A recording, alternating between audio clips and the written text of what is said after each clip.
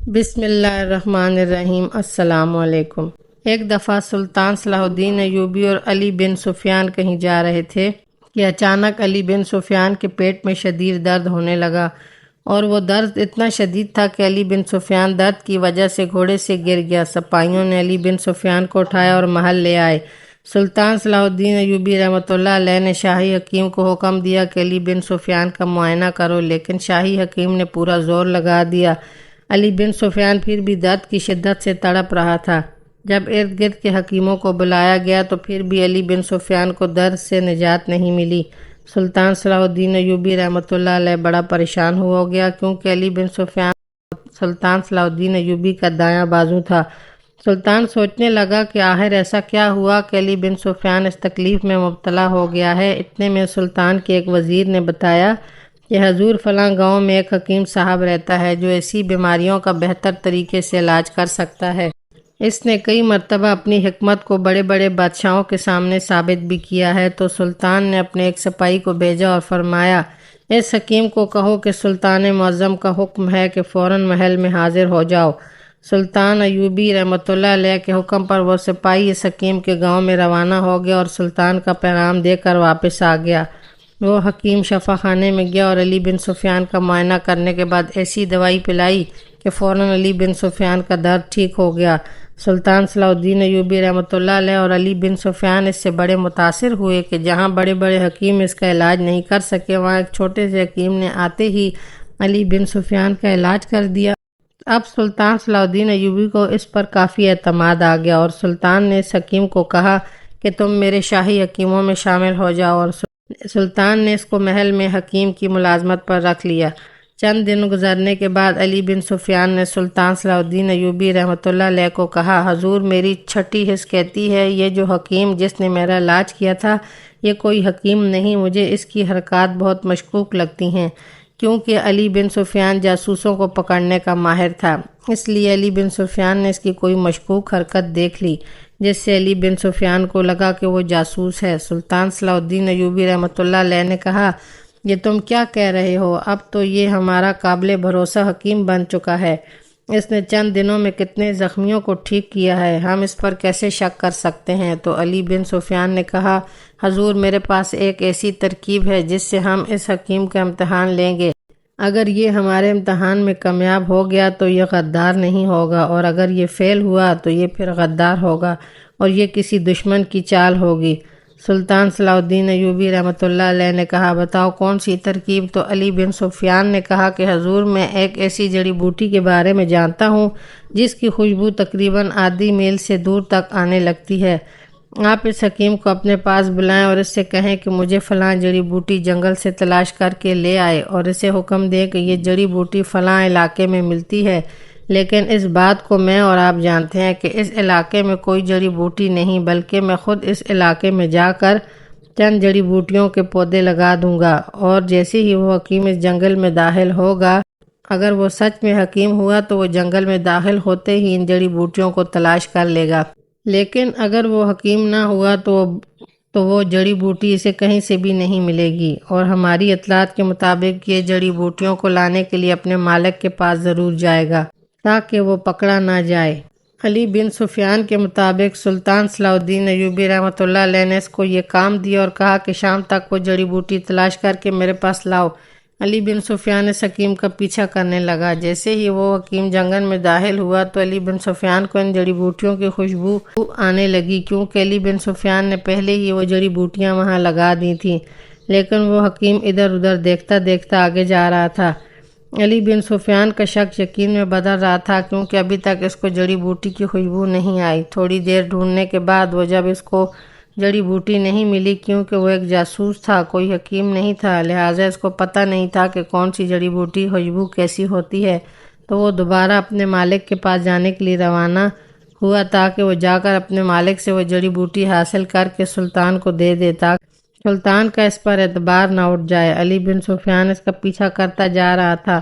وہ حکیم ایک غار کے اندر داخل ہوا تو علی بن سفیان غار کے دہانے پر جا کر کھڑا ہوا تو اس حکیم نے اندر جا کر کسی آدمی کو کہا، میں نے سلطان کے محل میں اپنے پاؤں جما لیے، اور سلطان اب مجھ پر دوسرے حکیموں سے بھی زیادہ بھروسہ کرتا ہے۔ میں چند دنوں میں بہت خاص معلومات آپ تک پہنچاؤں گا، لیکن اب سلطان نے مجھے فلاں جڑی بوٹی کہی ہے، وہ تم مجھے لا کر دے دو تاکہ میں سلطان کو دے دوں، تاکہ اس کو مجھ پر شک نہ ہو۔ جب یہ بات علی بن سفیان نے سنی تو فوراً اپنے سپاہیوں کو حکم دیا اور کہا کہ اس غار کو چاروں طرف سے گھیر لو، اور چند سپاہی اندر گئے اور اس حکیم کو اس کے مالک کو پکڑ کر لے آئے اور آ کر سلطان صلاح الدین ایوبی کے سامنے حاضر کیا، اور علی بن سفیان نے سلطان کو کہا کہ یہ حکیم بالکل غدار ہے اور یہی اس کا مالک ہے، جس نے اس کو میرے علاج کے لیے اس حکیم کی جگہ بھیجا تھا تاکہ یہ میرا بہتر علاج کر کے ہمارا اعتماد جیت سکے اور ہماری خفیہ معلومات اپنے اس مالک تک پہنچا سکے۔ جب یہ بات سلطان صلاح الدین ایوبی رحمۃ اللہ علیہ نے سنی تو ان دونوں کا سر قلم کر دیا اور کہا کہ دشمن تو میرے سامنے بچ سکتا ہے لیکن غدار کبھی نہیں۔ دوستو، آپ کو یہاں پر سلطان صلاح الدین ایوبی کی عقل مندی کا ایک دلچسپ واقعہ سناتے ہیں۔ ایک دفعہ سلطان صلاح الدین ایوبی رحمۃ اللہ علیہ نے علی بن سلطان کو اپنے کمرے میں بلایا اور کہا کہ آج میرا دل کر رہا ہے کہ میں بازار میں جا کر اپنے لیے کچھ خریدنا چاہتا ہوں، اور اس طرح بازار کی سیر و تفریح بھی ہو جائے گی۔ جب یہ بات علی بن سفیان نے سنی تو علی بن سفیان کہنے لگا، سلطان معظم، یہ سلطنت بھی آپ کی اور یہ بازار بھی آپ کے، تو آپ کو کس کی اجازت لینے کی کیا ضرورت ہے؟ تو سلطان صلاح الدین ایوبی رحمۃ اللہ علیہ نے کہا کہ دوسری طرف مجھے یہ سوچ آ رہی ہے کہ اگر میں بازار میں گیا تو بازار میں مجھے دیکھ کر لوگوں کی بھیڑ لگ جائے گی اور تاجروں کے کام پر اثر پڑے گا، اور میں نہیں چاہتا کہ میری وجہ سے کسی غریب کے رزق میں رکاوٹ آئے۔ تو علی بن سفیان تھوڑی دیر سوچنے میں مصروف ہو گئے اور کہنے لگے، سلطان معظم، میرے پاس ایک ترکیب ہے جس سے آپ بازار میں خرید و فروخت بھی کر لیں گے اور اس کسی کو پتہ بھی نہیں چلے گا، اور اسی بہانے بازار کی سیر و تفریح بھی ہو جائے گی۔ تو سلطان صلاح الدین ایوبی رحمۃ اللہ علیہ نے کہا، بتاؤ کون سی ترکیب ہے؟ تو علی بن سفیان نے کہا، حضور، آپ بھیس بدل کر بازار میں چلے جائیں اور خرید و فروخت کر کے واپس آ جائیں، کسی کو بھی پتہ نہیں چلے گا کہ آپ سلطان صلاح الدین ایوبی ہیں۔ آپ کو یہ ترکیب بہت پسند آئی۔ سلطان صلاح الدین ایوبی رحمۃ اللہ علیہ نے ایک عام آدمی کا بھیس بدلا اور ہاتھ میں ایک ڈنڈا لیے گھوڑے پر روانہ ہو گیا۔ سلطان صلاح الدین ایوبی بازار میں پہنچ گیا۔ ہر طرف لوگ خرید و فروخت میں مصروف تھے، کیونکہ لوگ خریداری بہت زیادہ کر رہے تھے، کیونکہ آگے عید الفطر آنے والی تھی، اس لیے بازار میں بہت زیادہ بھیڑ لگی ہوئی تھی۔ سلطان صلاح الدین ایوبی رحمۃ اللہ علیہ تاجر کے پاس گئے اور کپڑا دیکھنے کے لیے تاجر کو مخاطب کیا۔ تاجر نے آپ کے سامنے بہت سارے لباس رکھے اور کہا، حضور، ان میں سے جو آپ کو پسند آئے وہ بتا دیں۔ سلطان صلاح الدین ایوبی رحمۃ اللہ علیہ ان کپڑوں کو پسند کر رہا تھا کہ اچانک بازار کے نکڑ سے لوگوں کے شور کی آواز آنے لگی۔ سلطان صلاح الدین ایوبی رحمۃ اللہ علیہ نے اس تاجر سے پوچھا کہ یہ شور کس وجہ سے ہے؟ تو اس تاجر نے کہا، بھائی، اس بازار کی نکڑ پر مسلمانوں نے ایک زمیندار سے زمین خریدی تاکہ اس جگہ پر مسجد بنا سکے، تاکہ بازار میں موجود تاجر اور آنے والے مسافر مسجد میں نماز ادا کر سکیں، لیکن بازار کے تاجروں نے زمیندار سے زمین خریدی تو اس نے دھوکے سے ایسے معاہدے پر ہم سے دستخط کروا لیے جس پر لکھا تھا کہ زمین سے تقریباً 15 فٹ کے بعد زمین کا وہ مالک زمیندار ہو جائے گا اور وہ جسے چاہے دے دے گا۔ جب یہ بات سلطان صلاح الدین ایوبی نے سنی تو کہا کہ یہ بڑی عجیب بات ہے کہ زمین سے 15 فٹ کے اوپر کے بعد وہ زمیندار زمین کا کیا کرے گا؟ تو اس تاجر نے کہا، بھائی، وہ زمیندار بڑا ہی منافق نکلا، اس نے مسلمانوں اور عیسائیوں کو لڑانے کے لیے ایک چال چلی۔ سلطان نے کہا، وہ کیسے؟ تو اس تاجر نے کہا، اب اس زمیندار نے مسلمانوں کو کہا ہے کہ جب تم 15 فٹ تک اپنی مسجد کی تعمیر کر لو گے تو 15 فٹ کے بعد میں مسجد سے اوپر ایک شراب خانہ بنانے کے لیے عیسائیوں کو جگہ دے دوں گا۔ سلطان نے کہا کہ یہ کیسے ممکن ہے؟ تاجر نے کہا کہ وہ زمیندار چاہتا ہے کہ وہ مسجد کی چھت پر ان عیسائیوں کو شراب خانہ بنانے کے لیے جگہ دے گا۔ سلطان نے کہا، یہ تو سراسر زیادتی ہے۔ سلطان صلاح الدین ایوبی رحمۃ اللہ علیہ آہستہ آہستہ اس بھیڑ کی طرف بڑھنے لگا، جا کر معلوم کرے کہ اصل میں بات کیا ہے، لیکن اتنے میں سلطان صلاح الدین ایوبی اس بھیڑ کے قریب جانے ہی لگا تھا کہ پیچھے سے آپ کے خفیہ سپاہی نے آ کر خبر دی کہ حضور، پڑوسی بادشاہ کے ایلچی محل میں آپ کے لیے بہت خاص پیغام لے کر آیا ہے اور وہ آپ کا انتظار کر رہا ہے۔ علی بن سفیان نے پیغام بھجوایا کہ جتنی جلدی ممکن ہو سکے آپ محل پہنچیں، کیونکہ پیغام بہت قیمتی ہے۔ یہ بات سلطان صلاح الدین ایوبی نے سنی تو سلطان صلاح الدین ایوبی واپس اس جگہ سے محل کی طرف روانہ ہو گیا، اور ادھر وہ بازار کے تاجر اور عیسائی یہ معاملہ لے کر قاضی صاحب کے پاس پہنچا اور قاضی صاحب کے سامنے مقدمہ پیش کیا۔ جب قاضی صاحب نے دونوں فریقین کے دلائل سنے تو عیسائیوں نے پھر وہی دستاویزات دکھائے جن پر تمام تاجروں کے دستخط کیے گئے تھے۔ اب قاضی صاحب نے کہا کہ قانوناً تو یہ مسجد کی چھت پر کچھ نہیں بنا سکتے، لیکن تم سب تاجروں نے اپنے ہی ہاتھوں سے اس پر دستخط کر دیے ہیں کہ زمین سے 15 فٹ کے اوپر یہ ذمہ دار اصل زمین کا مالک ہوگا اور وہ جسے چاہے وہ جگہ دے سکتا ہے۔ قاضی صاحب نے کہا اب ان دستاویزات کو دیکھ کر ہی فیصلہ سناؤں گا۔ اس قاضی صاحب نے مجبوری میں آ کر فیصلہ ان عیسائیوں کے حق میں کر دیا۔ ان دونوں گروپوں کے درمیان کشیدگیاں پہلے سے زیادہ بڑھ گئیں اور پورے بازار میں فساد پھیلنے لگا۔